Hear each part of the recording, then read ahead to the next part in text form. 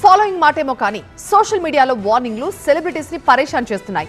మొన్నటికి మొన్న heroine honey rose కి, తాజాగా నిధి అగర్వాల్ కి సోషల్ మీడియా అబ్యూజ్డ్ పోస్టులపై హనీ రోజ్ ఫిర్యాదుతో కేసు ఫైల్ అయింది. లేటెస్ట్ గా ఇప్పుడు నిధి అగర్వాల్ కూడా సైబర్ క్రైమ్ పోలీసులను ఆశ్రయించారు.